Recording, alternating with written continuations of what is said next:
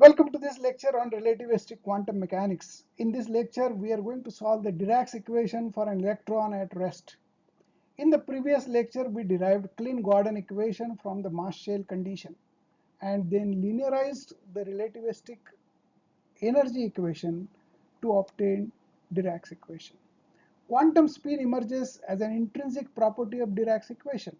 Furthermore, the concept of antimatter was theoretically predicted by Dirac's equation, though in 1928 it was initially viewed more as an issue than a notable feature. In this video, we will solve the Dirac's equation for free electron at rest. Considering an electron that is not moving and possesses no momentum allows us a freedom to disregard its position. Thus, for a free electron at rest, its location and also the time do not matter, as the electron remains stationary. While this might not seem like a very practical scenario at the first glance, it provides an excellent foundation for understanding the quantum spin properties of an electron and its antimatter counterpart, the positron.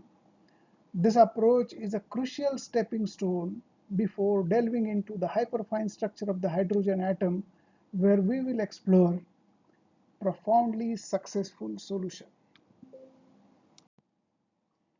In this lecture, we are going to learn these points. I shall recap the derivation of Klein-Gordon and Dirac's equation from the mass shell, which we have done in the last lecture. The Dirac's equation in 4 vectors and tensor forms. With intrinsic quantum spin we shall deal, and the Dirac's equation in the matrix form with Pauli's matrices we will have a look at. Then Dirac's equation for rest electron, positron, antimatter we shall study, we shall solve that Dirac's equation.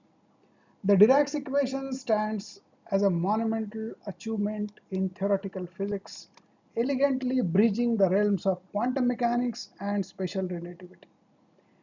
Formulated by a British physicist Paul Dirac in 1928, this equation provides the first successful description of spin-half particles such as electrons, incorporating the principles both of quantum theory and the theory of relativity. Unlike the Schrodinger's equation, which governs the non-relativistic quantum systems, Dirac's equation was designed to respect the symmetry of space-time fabric dictated by Einstein's theory of relativity. You have started watching this video, and I am Dr. Shyamkant Anwane, Professor and Head of Physics Department at Sri Shivaji Education Society Amravati's Science College, Nagpur, India. In this slide, we shall very quickly roll through the derivation of Klein-Gordon's equation and Dirac's equation. This is a recap. In fact, in the earlier video lecture, I have given a detailed derivation of this. The link of that video is given in the description box. Now here we have 4 momentum having 4 components. The first part is E by C that you can call MC. The second part is X component of momentum, Y component of momentum, and Z component of momentum. The same thing can be represented by a tensor quantity small p suffix mu, which has index mu that rolls from 0 to 3, making the quantity P0, P1, P2, P3, and P0 is equivalent to E by C, P1 is equivalent to Px, so on and so forth. Now we shall be using this equation later on. P bar, small p bar, is vector momentum that we usually represent in classical mechanics. I can call this as spatial momentum also, which will be px I cap plus py j cap plus pz k cap, and p bar dot product of two vectors, it will be mod p square, which can be written as p square simply, equal to px square plus py square plus pz square. We shall be using this equation later on. Now this is the mass shell equation that comes from Einstein's special theory of relativity. E by c whole square minus p square is equal to m0 c whole square. Now p bar dot p bar, I'm taking inner product of 4 vector with itself, and that offers us value m0c whole square, and from mass shell we have E by c whole square minus p square. Now this is the equation that is going to play an important role. Then we have energy operator E cap. It is IH cross into partial derivative with respect to time. The second operator is P cap, that is equivalent to minus IH cross into del bar. This del bar is what we call as nebula operator. Unit vector I cap into partial derivative with respect to x plus unit vector j cap into partial derivative with respect to y plus unit vector k cap into partial derivative with respect to z. Now when E cap is operated on itself, it will be, now when this operator E cap is operated on itself again, it will be I square h cross square into second order time derivative. So I square will be minus 1 and h cross square, the whole equation is divided by c square and you get this quantity. Then p cap is operated on itself, it offers minus h cross square del square. So here minus into minus will be plus and I into I will be I square, that leads to minus value. Now we would like to substitute these values into the mass shell equation, and by virtue of that we'll be able to obtain minus h cross square upon c square del 2 by del t2 plus h cross square del square equal to m0 c whole square. Now here you can observe that E by c whole square is replaced by this quantity and p square is replaced by minus h cross square del square. So minus minus it will be plus, and thus we have obtained this equation. Now we are taking this m0c whole square on left hand side and multiplying the equation by minus 1 and operating psi on both sides. So psi into 0 will be 0, so on right hand side we'll be having 0, and this equation is called as Klein-Gordon equation. Now people write the first two terms in terms of D'Alembertian operator, which is this square with dot at the center, and m0c upon h cross is replaced by mu. So this is the compact version of Klein-Gordon equation. Now moving ahead, we have square root of this mass shell equation. So here on left hand side we have m0c, that is equal to under root of E by c whole square minus px square minus py square minus pz square. Now we shall substitute c equal to 1 and we shall linearize this equation as ae plus bpx plus cpy plus dpz. Now the basic idea of Dirac behind this expression was, if you square this equation, you have to take square of this 4 terms ae and so on, 4 terms to the power 2. So this will lead to 16 equations, 16 terms, and out of these 16 terms we want only these four terms to remain and other 12 terms to become 0. So you can see the detailed video on this, the description of which is in the description box. Link of that is in description box, and that is equal to gamma mu p mu. Now there are expectations from these constants a, b, c, d. These expectations I'll explain you first. The expectations are this a square must be equal to 1. Similarly, b square equal to c square equal to d square must be equal to minus 1. The other thing is that a and b should commute. it means that AB commutator will be AB plus BA. This should vanish. Similarly, we should have commutation of all combinations.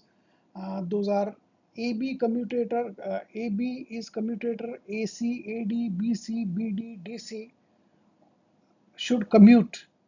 And if two operators commute, then both the quantities can be measured at the same time with infinite precision. If not, then there is a trade-off in accuracy of the measurement of one quantity versus the other. This is the mathematical representation of Heisenberg's uncertainty principle. And here we have expressions like AB plus BA equal to 0, then AC plus CA equal to 0, then AD plus DAD plus DA equal to 0. Similarly,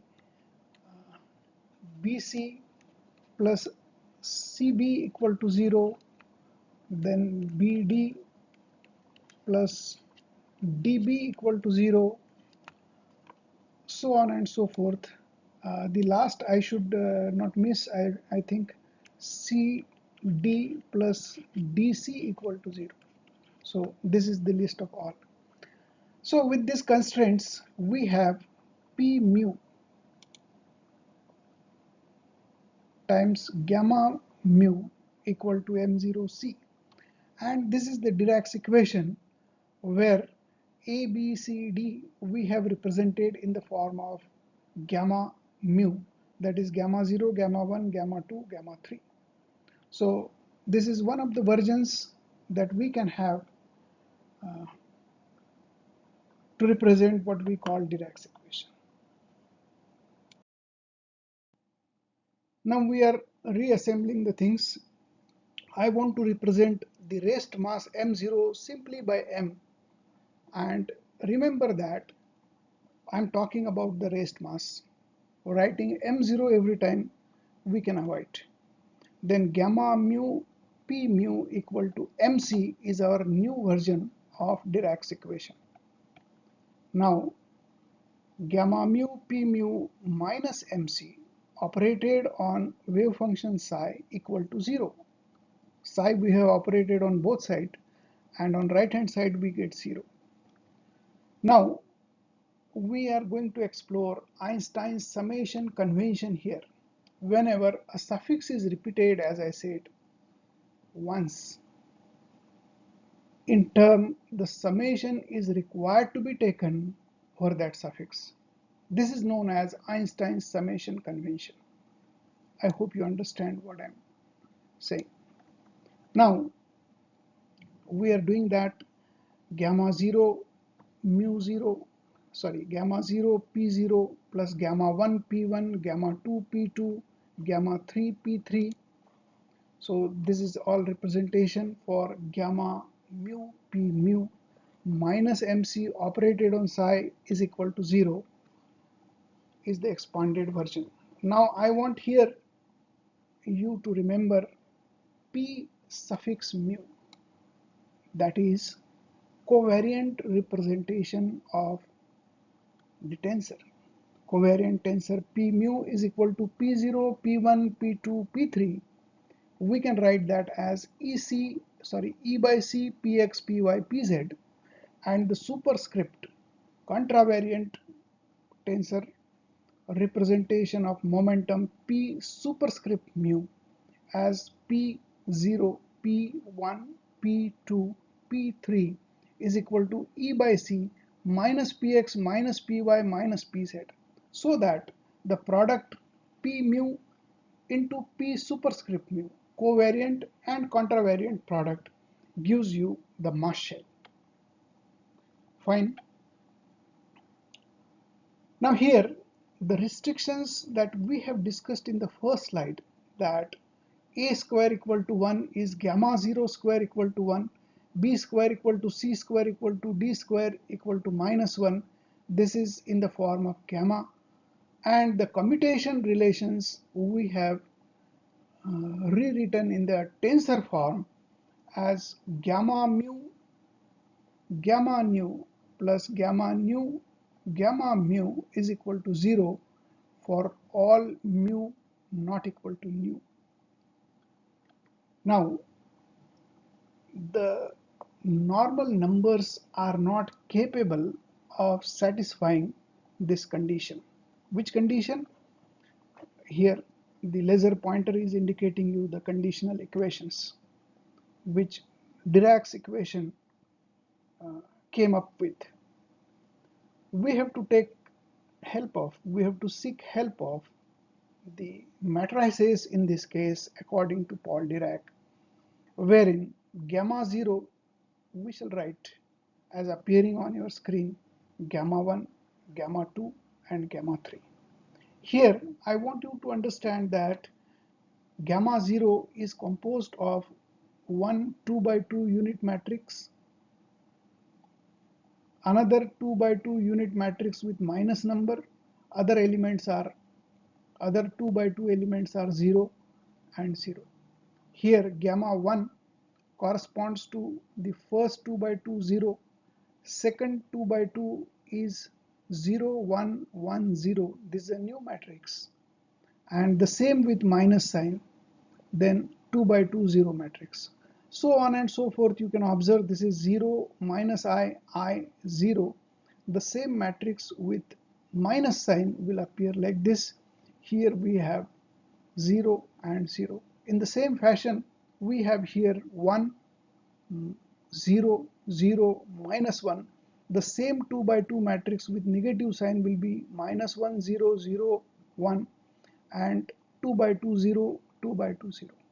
Now I would like viewers to pause the video here and verify whether gamma square is equal to 1 or not. Gamma 1 square is equal to minus 1, gamma 2 square equal to minus 1, gamma 3 square equal to minus 1. Moreover, you can try gamma 0 into gamma 1 plus gamma 1 into gamma 0 will be 0. So it will satisfy all these equations which are envisaged by mu not equal to nu, where mu is ruling from 0, 1, 2, 3. So that is gist of what is envisaged by Dirac, and he has put forth three matrices: sigma x, sigma y, sigma z, which were appearing in gamma 1, gamma 2 and gamma 3. Other 2 by 2 is identity matrix. Here I have written as I. Here this part you can consider as minus I, and all 0 2 by 2 matrices I have written as 0. So here we can combine this representation to obtain gamma 0, gamma 1, gamma 2 and gamma 3. So this is all about what is envisaged by Dirac, and now it is our time to understand what the things are representing that are appearing in our equation. So here we are with the objective Dirac's equation. We want to solve for the electron at rest. It means that the space momentum p cap or p bar is equal to 0. In turn, it means that px equal to 0, py equal to 0 and pz equal to 0. So we are at the right objective of our lecture of writing Dirac's equation for an electron at rest, and then we'll be solving that Dirac's equation.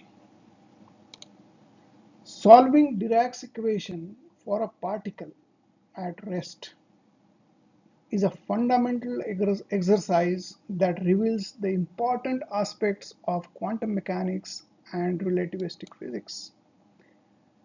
The Dirac's equation, a cornerstone of quantum field theory, not only describes particles with spin half, but also predicts the existence of antimatter. To understand the nuances of this equation, we start with the simplest case, a free particle at rest.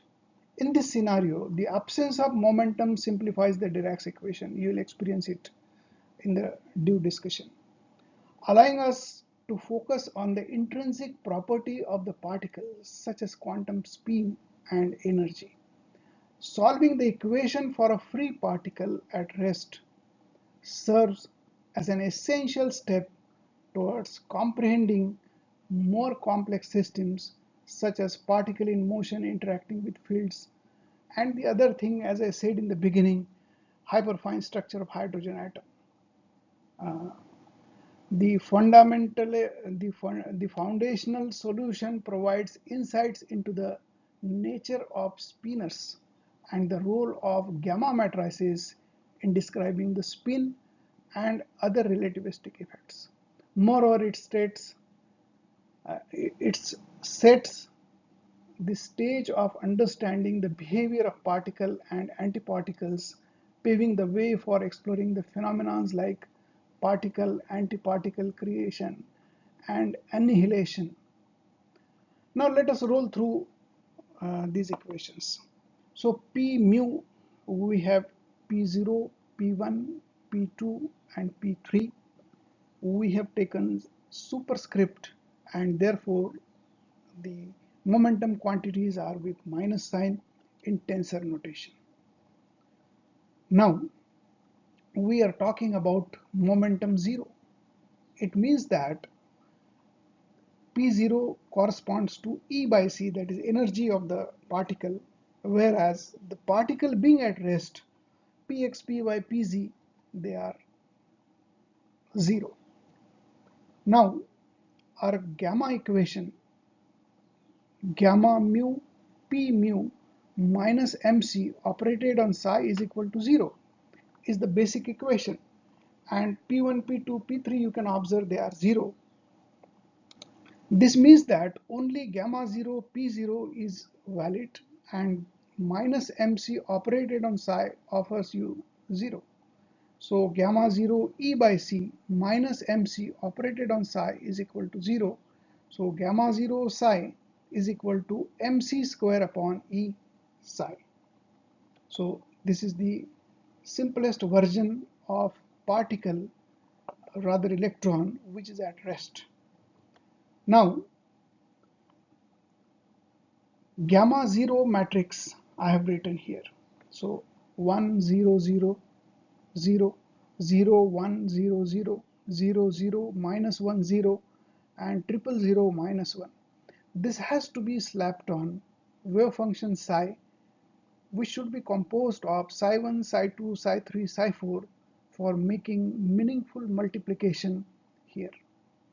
So the bispinor has appeared out of a wave function psi, which is composed of 4 elements, psi 1, psi 2, psi 3 and psi 4.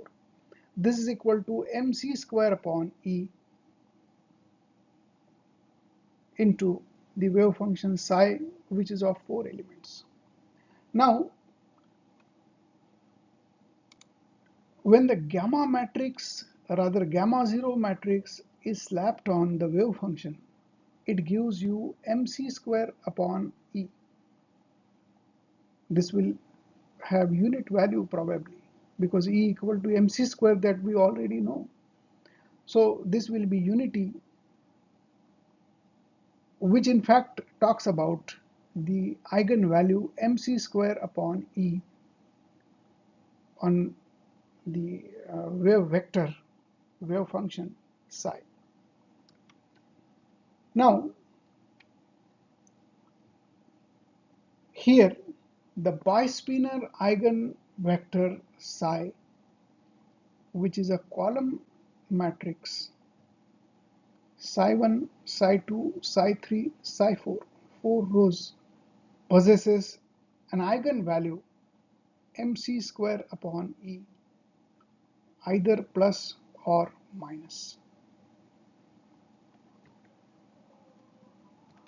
Now psi 1 is equal to psi 1, this offers if mc square upon E is equal to plus 1 we are considering. Then psi 1 is equal to psi 1, psi 2 is equal to psi 2, and this is true for all values of psi 1 and psi 2 belonging to complex numbers. Now what is great in this? We have some complex number A equal to another complex number B. There's nothing great. But we'll try to unfold what is coming out of this. Now, the second part offers psi 3 equal to minus psi 3 and psi 4 equal to minus psi 4. This is true only for psi 3 equal to 0 and psi 4 equal to 0. So psi 3 and psi 4 is essentially 0 because only under that condition psi 3 equal to minus psi 3 is permitted. So the trouble of minus value appearing here, restrict ourselves to existence of psi 1 and psi 2 and disappearance of psi 3 and psi 4. Now psi for electron we can write as a column matrix A, B, 0, 0, where AB belongs to C square, C double bar square, that's belonging to the set of complex numbers. So we have an important solution wherein we have written psi for an electron, which is a column matrix of 4 elements A, B, 0, 0, where A and B belongs to complex numbers. Now this is solution of Dirac's equation. We'll go further in this discussion in the next slide.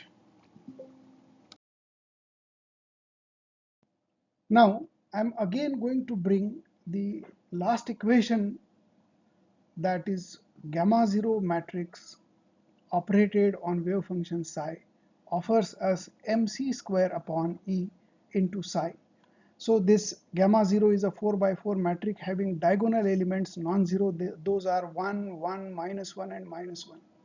This is operated on a bispinner composed of psi 1 and psi 2 and psi 3 and psi 4. When gamma 0 is slapped on bispinner, it offers us mc square upon E.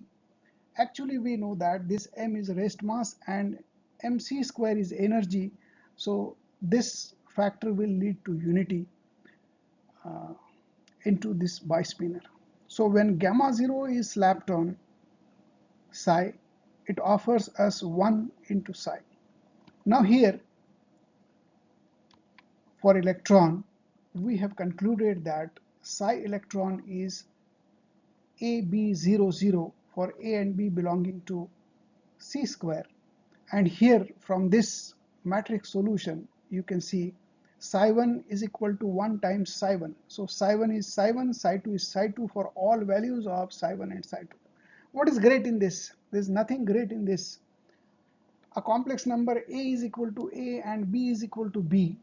That doesn't make anything great. We feel so at the first glance. Similarly, psi 3 is equal to minus psi 3 and psi 4 is equal to minus psi 4. This is true only when psi 3 is 0 and psi 4 is 0. Otherwise, it is not true. And this led us to conclude psi for electron like this. Now, here we are again writing the same thing, and the momentum eigenstate P operator P cap operated on psi is equal to momentum, the spatial momentum P bar, which is composed of Px, Py, Pz operated on psi. So P cap can be replaced by minus IH cross del psi. So when gradient is operated on a scalar, it offers us a vector. When it is operated on bispinner, it gives something very special, but we are not very much bothered about it because the Gradient operator is operated on a bispinner that is offering us zero result, and this gradient operator, when operated on a bispinner, it gives some quantity like this that is equal to zero. That doesn't bother us very much because it leads to a conclusion that when derivative of psi is zero, psi must be constant in space and does not depend on position. That is for sure. Now similarly for positron, we have the same last equation with a minus sign, that is mc square upon E is equal to minus, that leads us psi 1 equal to minus psi 1, psi 2 equal to minus psi 2, and this is only true when psi 1 and psi 2 are not existing, that is equal to 0, whereas psi 3 is equal to psi 3 and psi 4 is equal to psi 4 is true for all values of psi 3 and psi 4. Now psi for positron, we can write 0, 0, A, B, where A and B are complex numbers coming out uh, from the Argand space. Now, the energy eigenstates E cap psi equal to E psi, where E is the energy, and this E cap operator is IH cross into partial derivative with respect to time operated on psi, that is equal to plus and minus mc square psi. Now here, this is a very classic situation where we have del psi by del t on left hand side, that is equal to minus plus this IH cross I am taking on right hand side and I is taking upstairs, and the signs are reversed. So here in this case uh, of electron, we have psi 1 equal to psi 1, psi 2 equal to psi 2, psi 3 and psi 4 are vanishing. For positron, we have psi 1 equal to minus psi 1 and psi 2 equal to minus psi 2. Psi 3 are same and psi 4 are same. So here the case is reversed. In case of electron, we have to consider minus sign for this equation. And this is a classic equation that has exponential solution, and we can write psi for electron in this fashion and psi for positron in this fashion. We'll go ahead with these equations in the next slide.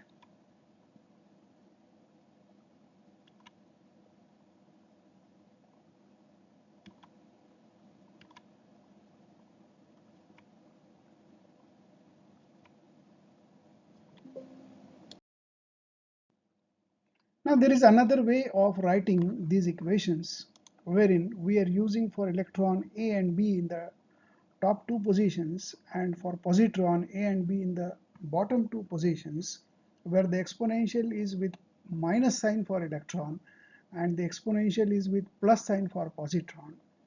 We shall use unit orthogonal spinors u1, u2, u3 and u4, and for these unit orthogonal spinors we are going to use multiplying factors A and B. So psi for electron, we shall use A multiplied by U1 plus B multiplied by U2, and the same equation where for positron we shall multiply A by U3 and U4 unit orthogonal spinors. And how they will look like? They will look like in the usual way that appears. So here u1 will be 1 and rest other elements 0, u2 will be second element 1, first, third and fourth will be 0, so on and so forth. And here a and b are complex numbers, and if we divide by under root of a star, a star is a complex conjugate of a, and b star sum together in the under root. So if we divide by this, we are going to normalize, and mod of a square plus mod of b square is set to unity, so that this spinor A and B, whether appearing in the top or bottom of a bispinor, is normalized. So in this fashion, uh, we can write unit orthogonal spinor U1 for electron with spin up as appearing on your screen, and U2 for electron spin downwards. And here I have not shown a diagram for U3 and U4. It is for up spin of a positron, and this will be down spin of positron. Thank you for your interest. In the next video lecture, we shall deal in detail of this electron interaction, say in hyperfine structure, hyperfine spectrum of hydrogen atom and its interaction with the field. Thank you. Actually, in conclusion, I would like to say something. Solving Dirac's equation for an electron at rest provides a profound insight into the fundamental properties of quantum particle. Through this solution, we observe the inherent quantum spin and relativistic nature of electron while encountering with the theoretical prediction of antimatter.